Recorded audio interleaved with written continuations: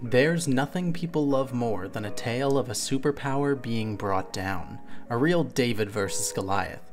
That's why people love talking about the Emu War in Australia so much, where a bunch of dudes with Lewis guns failed on a mission to kill a group of birds who literally could not fly away. But did you know that the same thing is happening right now in the USA? The US Army needs no introduction. It is the product of the highest military spending in the world. Millions of soldiers and engineers, none of whom likely expected to be aiding in a war, not on foreign ground, nor even on our own soil, but in our waters, against a fish. See, back in the 1960s, ecologists had a problem. With the use of unregulated pesticides, detergents, and other runoffs came massive algae and plant booms in local ponds and streams. While algae is not typically harmful, just kinda yucky, this algae was harmful. Harmful algae blooms popped up all around the country, contaminating wells, making people who interacted with the water sick, and even killing pets who were exposed. Back then, however, scientists were less aware of the cause of these blooms, and when they looked for ways to control them, they found a weird and, frankly, really stupid answer. In comes the carp. A pretty unsuspecting animal, all things considered, straight out of Asia and with a propensity to eat everything in sight. It was the perfect solution. Little Jimmy can't swim in his pond anymore because there's harmful algae? Throw a carp in there. Give him a few weeks and the pond will be good as new. If it was a solution at all, it was good enough for them. And thus, thousands of Asian carp were brought to America and put into ponds, lakes, and rivers whenever algae blooms popped up.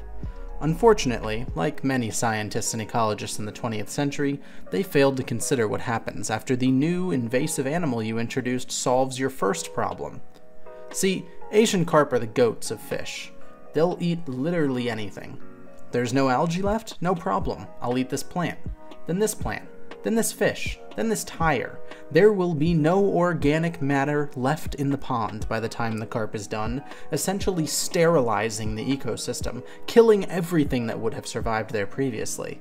The only things that do survive are big fish, and even if those fish survive because they don't fit in the carp's mouth, they'll starve when there's nothing left for them to eat, because the carp ate it all. Can you see how these carp might cause problems in our native waterways? I sure hope the government isn't irresponsible with their stocking and the fish don't spread. Oh, they're everywhere. Except here, kinda. These are the Great Lakes. They rack in billions of dollars in fishing every year, whether that's recreational from people going out for fun, or literal commercial fishing industries that are being used to feed people. The existence of the Great Lakes and the markets they provide keep entire cities running. Without them, a large and growing economic center in the United States would collapse. Now, hearing that, you might understand why a government, say the USA, might want to protect those lakes from, say, a giant horde of invading river goats. And try they are. Let's look at what the billions of dollars in the military's budget spent on the war against carp has done so far. The first realization that there might be a problem here worth addressing was in the late 1990s, when real, established populations of Asian carp showed up in the Mississippi River and surrounding area. Side note, Asian carp refers to a few different species of carp that all invaded the US at about similar times. Common carp or European carp are not one of them, and they are considered naturalized here, and generally little to no threat. Asian carp, on the other hand, such as grass carp, black carp, bighead carp, and silver carp, are about as bad as it gets. So the government notices these populations, and notices their effects on the surrounding ecosystems, how quickly they dominate entire rivers, pushing out all of the other fish and destroying the vegetation, and the war begins. In 2002, the US Army got involved, and built an electrified barrier to stop the carp. It was built in a canal which is currently the only way a carp could get from the Mississippi River to the Illinois River, and thus into Lake Michigan. This barrier is no joke. It doesn't just tickle the carp, it provides currents of electricity strong enough to make them turn around completely or fry them if they try to push through the barrier. People aren't allowed anywhere near the barrier, and anyone working on it is not allowed to touch two pieces of metal at the same time, for fear that a stray volt of electricity might pass through them. And even though this barrier runs 24/7, it's pretty unlikely that it has 100% accuracy. Carp jump, after all, and they jump like no other fish jumps, in massive groups, to the points where they can be a genuine hazard to people boating through Asian carp-infested waters. A particularly large or tiny carp, through which the current of electricity doesn't travel well due to the body size, could probably clear the barrier if so motivated. And thus it's no surprise that there have been scares. In the early 2000s, while the barrier was not fully set up yet, an Asian carp was found in the lake by a fisherman. The army was so frightened that this carp would start, or had already started a population, that they poisoned over 4 square miles of water, killing absolutely everything living in the area. Now, the US Army has done research on waterways and fish passage and determined that there are 18 sites covering 6 US states all across the Great Lakes where Asian carp could possibly make their entrance. These are the battlefields that the Army is fighting this war on. Most, if not all, have some sort of barrier, or plans for a barrier to be constructed, whether these barriers consist of dams with small fish passages, or full-on electrified barriers.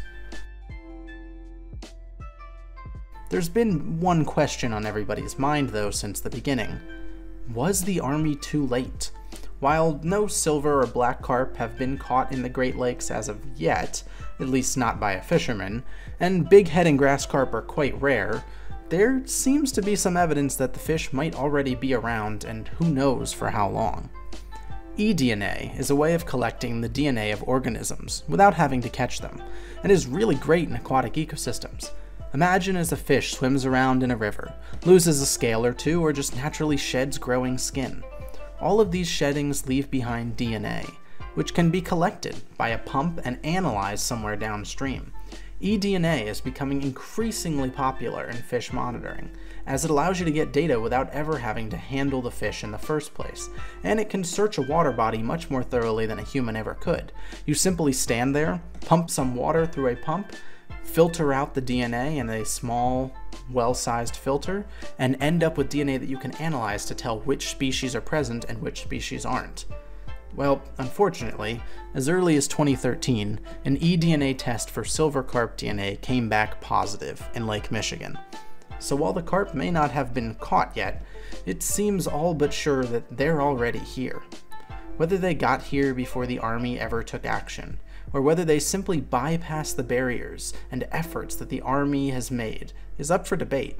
But one thing is clear: we're fighting a war in our waters right now, and the fish are winning.